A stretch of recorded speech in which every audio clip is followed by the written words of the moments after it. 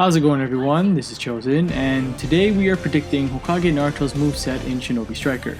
And before anyone asks, no, he is not confirmed. But since Sasuke was released halfway through Season 2, it would make sense for them to end it off with a bang. Now, granted, if this does not happen, well, there's only so much I can defend him for. Now, without further ado, let's begin. How this video is going to work is by me splitting this up two ways.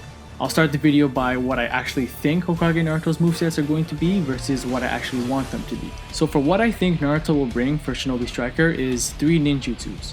Some could make the speculation that since Sasuke brought 4, they're determined to do the same thing twice, but in this case, I don't think that's what we're getting. Teammates in the area will gain the power of the One Tails Chakra mode that, for those who remember, Naruto distributed to the whole Shinobi Alliance. And I know they didn't actually have a tail, it was just chakra, but I feel like there needs to be a pretty big visual difference between the flame formation and this jutsu. So adding a one tail, just for visual reasons, would be a pretty nice touch. For this jutsu, all users put in the One Tails Chakra mode get a defense and ninjutsu cooldown buff. The cooldown for the jutsu alone is going to be fairly long, as it should be. His second ninjutsu I feel like will be I don't know what to call this, the Kuruma bite, I guess. You summon the head avatar of Kuruma and he takes a giant bite at any target in front of you. Now for this jutsu, I think this could be brought in as a great way to counter defense meta like Petrifying Rock, Sand Shield, Nido Jitsu, and whatnot. This jutsu should be able to guard break and also break opponents out of the jutsus I just mentioned, which sends you flying and lowers defense. And for his ultimate, which to be honest is most likely going to happen, is the Tailed Beast Bomb,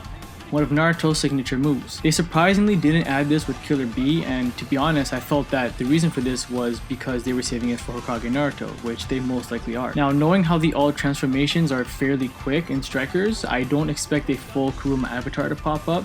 I expect at least the head. You charge up the Tail Beast Bomb and shoot it at a target from the air. Now this of course would do the same thing as the Kuruma Bite, where Petrifying, Sand Shield, etc. can be used as a counter to this ult. Damage wise, it should be a one-shot kill like Sasuke's because, well, you know, they're known as the gods of Shinobi in their time. Since this is the case, it will have a fairly long cooldown. As for the substitution, it's of course the Shadow Clone Jutsu. Now for what I want Hokage Naruto's movesets to be, I want him to bring us 4 ninjutsus like Sasuke did. I think these are great ideas, so let me know what y'all think below. For his additional jutsu, I want them to bring in the Magnet/Sealing Rasengan used against Madara. This of course will have a longer cooldown than the Rasengan and works the same way, but since it seals, it will do as you expect it to. Once the Rasengan takes impact on the player, they are slowed down along with having their ninjutsu disabled for a short period of time. Now for his first ninjutsu, I want the Lava Style Rasen Shuriken, where Naruto charges it up and once it connects, does great damage to a player while also slowing down movement speed and small damage over time with the burn effect. His second ninjutsu is the Shadow Clone Strike, where he summons a Shadow Clone to help him in battle. This clone of course is controlled by the AI, and I feel like since this was a missed opportunity by the devs with the Shippuden Naruto,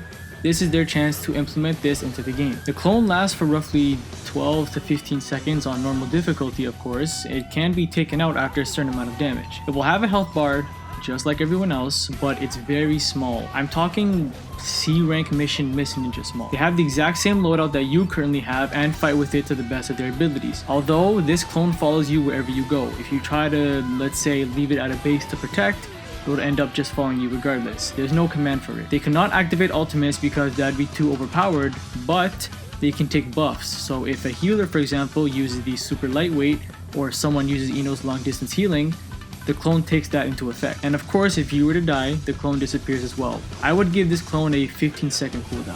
And for his ultimate, which I think would be the most fun shit to use in Strikers, is his Super Tailed Beast Rasen Shuriken combo. Naruto summons 8 other clones who each have a Rasen Shuriken formed by a different tailed beast like he did in Storm 4. Now granted, they are all the same size as a normal Rasen Shuriken for balancing issues of course, but how this jutsu is going to work is each clone will take turns throwing a Rasen Shuriken at whatever target they please. Very similar to Sasuke's Susanoo Flame Control. The best part about this is every Rasen Shuriken has its own unique effect. The normal Rasen Shuriken slows down movement speed, Lava Style implements the burn effect, seals away your ninjutsu for a period of time, the Acid Rasen Shuriken lowers players' attack speed, and etc. If you listen to all that and can't tell me this wouldn't be the craziest hype shit to enter Strikers, then we have 2 different ideas of fun. For starters, it wouldn't be considered meta because it can be avoided the exact same way Susanoo Flame Control can. If you're not in an open space and perform your jutsu, it wouldn't be hard for players to avoid this attack. They just have to be out of your field of vision. But if you were to pop this ult in survival, Oh boy. Now with the general damage, it of course does more than original Rasen Shuriken, which can take up to